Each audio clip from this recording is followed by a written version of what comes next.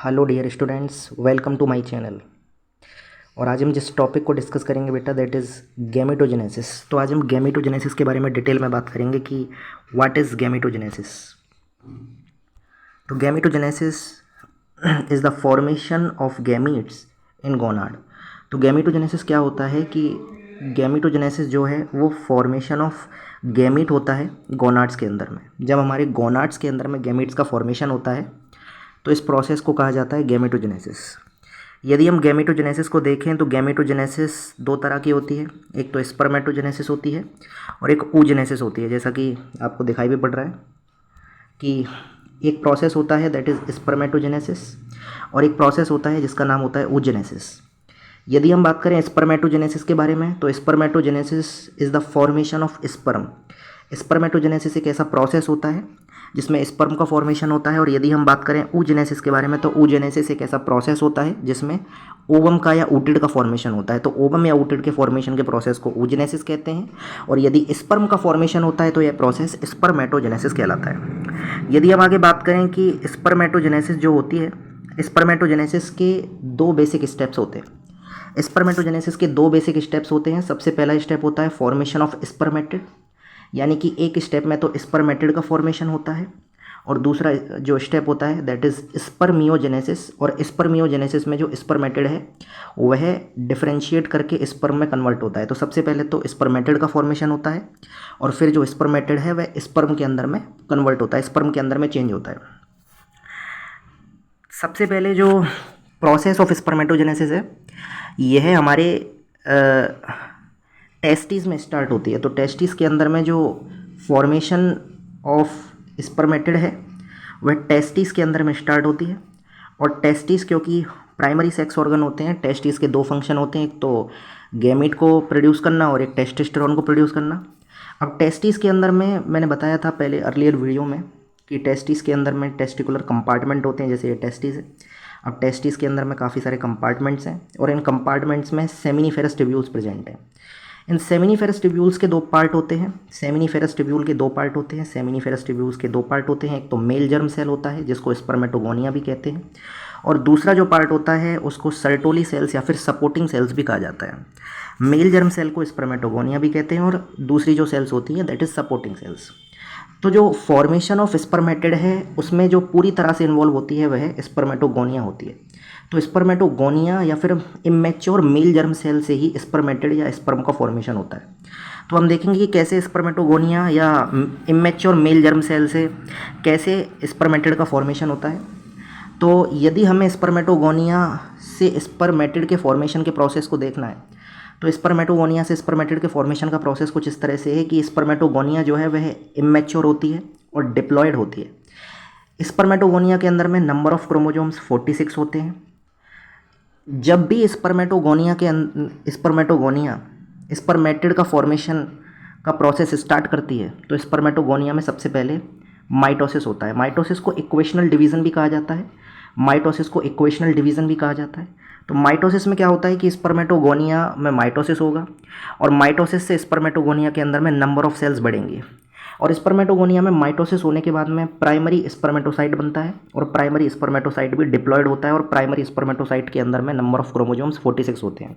Mitosis को equational division भी इसलिए कहा जाता है क्योंकि जो सेल है जब माइटोटिकली कोई सेल डिवाइड करती है तो एक सेल से दो सेल का फॉर्मेशन होता है तथा दोनों सेल्स में नंबर ऑफ क्रोमोजोम्स जो होते हैं वो सेम होते हैं और दोनों ही सेल की प्लॉइडी भी सेम होती है पेरेंट सेल की तरह। तो इसलिए जो स्पर्मेटोगोनिया है जब वो माइटोसिस करता है और जो प्राइमरी स्पर्मेटोसाइट बनता है तो प्राइमरी स्पर्मेटोसाइट भी अपनी पेरेंट सेल की तरह डिप्लॉयड होती है। फिर प्राइमरी स्पर्मेटोसाइट के अंदर में फर्स्ट मियोटिक डिवीजन होता है। प्राइमरी स्पर्मेटोसाइट के अंदर में फर्स्ट मियोटिक डिवीज़न होता है और फर्स्ट मियोटिक डिवीज़न के बाद में प्राइमरी स्पर्मेटोसाइट से बनता है सेकेंडरी स्पर्मेटोसाइट। और जो first meiotic division primary spermatocyte में होता है उसको रिडक्शनल डिवीज़न भी कहते हैं। तो जो पहला मियोटिक डिवीज़न जो कि प्राइमरी स्पर्मेटोसाइट में होता है उसको रिडक्शनल डिवीज़न भी कहा जाता है। और रिडक्शनल डिवीज़न के बाद में जो सेकेंडरी स्पर्मेटोसाइट बनता है उसकी प्लॉइडी जो है वह हैप्लॉइड हो जाती है।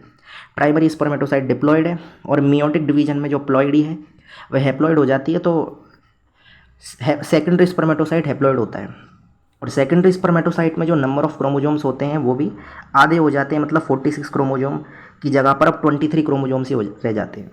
फिर सेकेंडरी स्पर्मेटोसाइट में जो है सेकेंड मियोटिक डिवीज़न होता है, और सेकेंड मियोटिक डिवीजन जो सेकेंडरी स्पर्मेटोसाइट में होता है वह बिल्कुल माइटोटिक डिवीजन की तरह होता है, इसलिए इसको इक्वेशनल डिवीजन भी कहते हैं।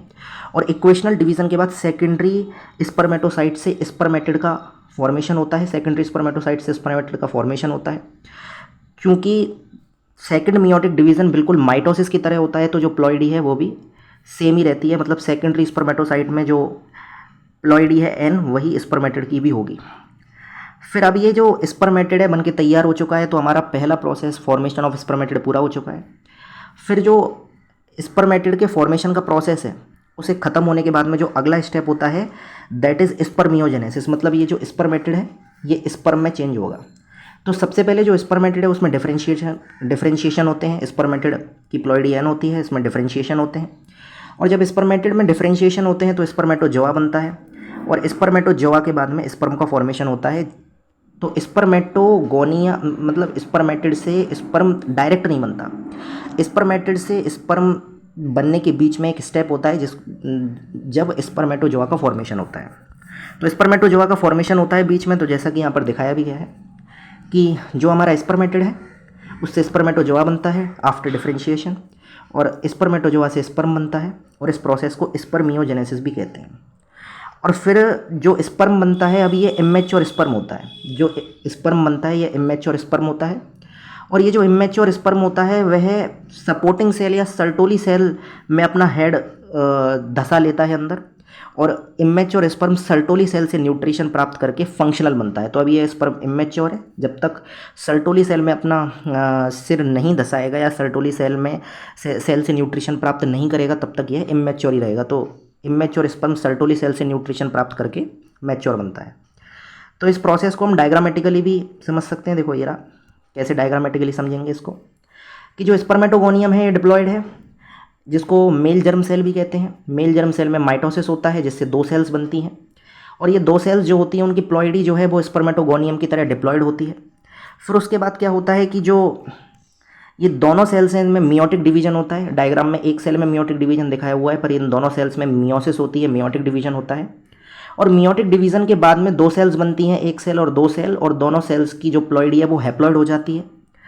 फिर सेकंड मियोटिक डिवीजन होता है जो कि इक्वेशनल डिवीजन होता है, और सेकंड मियोटिक डिवीजन के बाद में हमारे पास में 4 सेल्स बनती हैं, और इन 4 सेल्स की प्लॉइडी बिल्कुल पेरेंट सेल की तरह एन ही होती है। फिर स्पर्मेटिड से स्पर्मेटोजोआ बनता है, स्पर्मेटिड से स्पर्मेटिड जो है उसमें डिफरेंशिएशन के बाद में स्पर्मेटोजोआ बनता है, और स्पर्मेटोजोआ से अल्टीमेटली स्पर्म का फॉर्मेशन होता है। और इस प्रोसेस को स्पर्मेटिड से स्पर्म के फॉर्मेशन के प्रोसेस को स्पर्मियोजेनेसिस कहते हैं। तो एक कंफ्यूजिंग स्टेप जो आता है इस प्रोसेस में that is the formation of spermatozoa, मतलब स्पर्मेटोजोआ पहले बनता है या स्पर्मेटिड पहले बनता है। तो पहले स्पर्मेटिड बनता है और फिर स्पर्मेटोजोआ बनता है और अल्टीमेटली फिर स्पर्म बनता है। यदि हम आगे बात करें कि व्हाट इज़ स्पर्मिएशन, तो जो मैच्योर स्पर्म है वो है मैच्योर जो स्पर्म है वे सेमिनिफेरस ट्यूब्यूल से रिलीज हो जाते हैं और वे एपिडिडाइमिस में टेम्पोरेरीली स्टोर हो जाते हैं, और इस प्रोसेस को स्पर्मिएशन कहा जाता है। तो sperm are release to the lumen of seminiferous tubule और they are stored in epididymis. Epididymis में टेम्पोरेरी स्पर्म का स्टोरेज होता है और इस प्रोसेस को स्पर्मिएशन कहा जाता है। तो डियर स्टूडेंट्स, मैंने आपके लिए पूरा जो स्पर्मेटोजेनेसिस है मैंने कंप्लीट कर दिया है। अगले वीडियो में oogenesis के बारे में बात करेंगे। तब तक के लिए शुक्रिया और धन्यवाद।